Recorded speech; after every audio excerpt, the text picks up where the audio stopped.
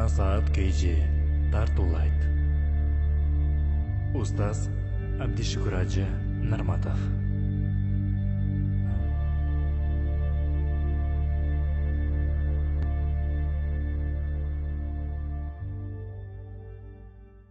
Урматтуу мусулман бир тууган, негизги ушул темага токтолоюн дедим. Алымдардын бирөөсү бул болгон окуя мындай дейт. Бул аңгеменин ээси, аңгеменин автору, каарманы үйлөнгөнүмө 21 жыл болду. 20 жыл биринчи жылга өттүк, 20 жылдыкты бир элестетип, өмүр жолдошум менен бир ресторанда, кафеде жырга отуруп келсем дедим. Ага бир шакек жакшы белек берсем дедим. Өмүр жолдошум, бул дем алышта сени бир ресторанга чакырсам эмне дейсиң дедим дейт. Сени менен бир убакыт өткөзгүм келет. Бирок өмүр жолдошум, мен эмес башка аял менен барсаң дагы жакшыраак болот деди. Эмне дейсиң? Башка аял? Мен билем, сен менен башканы жакшыраак көрөсүң. Бир аял бар, сен аны көбүрөөк сүйөсүң, ал да сени сүйөт. Таң калдым, ким жөнүндө сөз болуп жатат. Сен ошол аялды акыркы жолу качан чакырганыңды мен билбеймин деди. Мен ордума төрөп өстүргөн, ак сүтүн берген энеңди бир алып барып ошо ресторанда бирге отурсаң, менсиз өзүңөр бир кеңешип сүйлөшүп отургула деди дейт. Апама телефон чалдым. Апа, уруксат берсең, келерки дем алыш сени менен бир убакыт өткөзгүм келет. Сен каалаган бир кафеде, ресторанда бирге отурсак, сени менен сүйлөшө турган сөздөрүм бар. Атамдын өткөнүгө 19 жыл болуптур. Энемди эч ким кафеге чакыра элек экен. Энемдин биринчи суроо: балам, бирдеме болду? Тынчсыңбы? Дегил амансыңбы? Ой апа, аманмын, тынчмын. Аялыңа бирдеме болду? Жок. Балдарыңа бирдеме болду? Сен мындай чакырбайт элең, телефон чалбайт элең. Эмне жөнүндө сүйлөшөбүз? Дегил амансыңарбы? Апа, ойлонбо, тынчмын, аманмын. Сени менен жеке бир отургум келди. 3 балам бар, жумушум бар, бизнесим бар, алек болуп, энемди унутуп койгон экенмин дейт. Дем алыш күнү келди. Телефон чалып келсем, апам эшиктин алдында коз татынакай кийинип, көчөдө мени күтүп туруптур.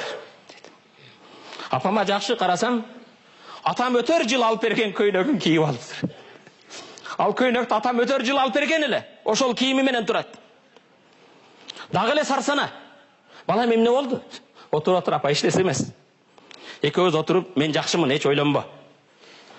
Жөнөкөй бир кафеге бардык. Ал өтө кооз, өтө чоң эмес, бирок апама жаккан, илгери өз жашыгында атам менен отурган кафе эле. Кафеге барган кезде тамактандаш үчүн кызмат кылган кыздар бизге паракчаларды берди.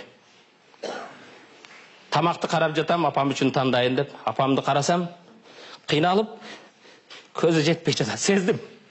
Ачкысыз көрө албайт экен. Апам, ага бер, сен үчүн мен тандайын дедим да, тамактардын атын окуп жатып, апама карасам, жылмайып, көзүнөн жаш агып жатыптыр. Апа, эмне болду десем, балам, билесиңби? Кичинеңди, тамакты мен сага тандайт элем. Мен окуп берет элем. Бүгүн сен мага окуп жатасыңбы, балам? Апа, карызды төлөй турган убакыт келди. Көптөн бери төлөбөппүн. Айвандык кылыппын, акылсыздык кылыппын. Шашпа, мен сага тандайын дедим. Балам, сен телефонда айткандан бери кошуналар калган жок. Жакын досторум, курбуларым калган жок. Баарына телефон чалып айттым. Балам, мени кафеге чакырып атат деп кабар бердим. Алар мага келгенден кийин айтасың эмне болгонун деп, алар чыдамсыздык менен мени күтүп жатат деди дейт. Апам менен отуруп, ал ашканада көпкө чейин сүйлөштүк. Тамак жедик. Өткөн жаштык атам бар кезини ошол жерде көптөгөн сөздөр сүйлөштүк. Кеч анча убакыт өтүп кетти, сезбеппиз. Акырында ашканадан чыгып, апам экөөбүз үйдү көздөй жол алдык. Машинеге түшөрдө апамдын колунан өп, чекесинен өп, машинеден эми түшүрсөм, балам, уруксат берсең, дагы бир жолу ушу жерге келсек. Апажан, келемин, сенин мындай кубанычың турса, эмне үчүн келбейт элем? Мен даярмын дедим дейт. Апам айтты дейт. Балам, бирок бир шартым бар. Эмне шартың? Келерки сапар менин эсебимден. Мен пенсиямды жыйнап турайын, келеркесінде мен тамақ алып берем деді дейді. О апа, разымын. Келеркесінде сіз төлең, дағы келелі екеуіз отырып. Ушундай баарлашалы. Өткен күндерді сүйлөшөлү деп. Көп күндер өтпөстөн апам қатты ооруп қалды. Жүрегіден қармады. Айлар күндер ушундай тез өттү. Апам екеуіз уадалашқан күн жетпестен апам қаза болып қалды. Апамдық ақырғы сапарына ұзаттық, дуа қылдық. Бирок таң қалышты бір қанша күннен кейін ашқанадан маға конверттен бір чақыруу келді. Сілерге палан столды екі адамға орын даярдалған келіп, қонақ болып кеткіле деп. Баяғы ашқанаға барсам, апам менен отырған, баяғы столыбыз. Барған кезде қызматкер қыз ошол жерде қолыма қатты берді. Алып оқысам, балам, келерге көзім жетпейді. Пенсияны алған кезде ақшасын төлеп қойдым. Емі кел, өмір жолдошың менен отырып, бір жақсы көңіл ашып кеткен деп жазып тұр дейді. Урматтуу мұсылман бір туған, сүйүү күні деп кимдерге эмне арнабадың? Өзіңе суроо берчи. Акыркы жолу алтын апаңды, ак сүтүн берген энеңди ушундай бир жерге чакырып сыйладыңбы? Башкаларга кошомот кылып эшигин ачып бересиң. Үстөлүн жылдырып бересиң. Урматтуу мусулман бир туган, катта ушундай жазылып турат. Лен туқаддир ма маана тилка лейла биннисбат ли. Балам, баягы кеченин мен үчүн кандай баалуулугун сен билбейт элең. Балам, мен үчүн эң бактылуу кече болду. Билбейсиң. Эч ким билбейт.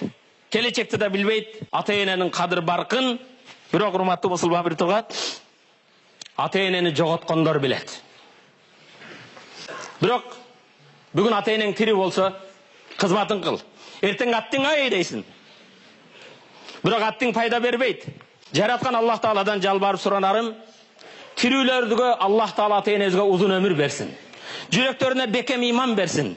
Өткөндөрүн өз рахматына алып, мүрзөлөрүн урду, жаткан жерини бейиштин бакчаларда алсын. Кыяматта пайгамбарыбыз саллаллаху алейхи ва саллам менен Жаннатул Фирдауста ата-энебиз менен бирге болуу насип этсин. Акырында катта апасы мындай жазып: "Я валади, о балам, мен сени сүйөмүн. О балам, мен сени өтө бекем сүйөмүн." Ошол катты окуган кезде сүйүүдүн маанисин түшүндүм. Сүйүү эмне экенин ошондо түшүндүм дейт. Ата-энеңден баалуураак, ата-энеңден кымбатыраак бул дүйнөдө эч нерсе жок. Эң негизгиси, урматтуу мусулман бир туган, энең. Бирок мен силерге айтам деген темамды дагы акылына чыкпай калдым. Эне жөнүндө, ата жөнүндө сүйлөсөк эч качан түгөбөгөн бул. Аллах Тааланын бейишине ачылган бул эшик булар. Валидак жаннатук, ата-энең сенин бейишиң, ин ардайтахума, эгер аларды разыксаң, ата-энең сенин досогуң, эгер аларды кайгыртып кабаксаң. Амин. Аллахумма гфир лана зунубана ва каффир анна сайyi'atina ва таваффана мa'ал абрар. Аллахумма атик рикабана ва рикаба абаина ва уммахатина минан нар. Аллахым биздин денебизди, ата-энелердин денелерин дозоктон куткаргын я раббал аламин. Ушул минбарда сиздерге чыгып ваз кылып кайрылууга минбарды жасап берген бир туугандарыбыздын энелерин, аталарында Жаннатул Фирдауста бейиште нурдан болгон минбарларды Аллах насип этсин. Бирахметке я архамар рахим.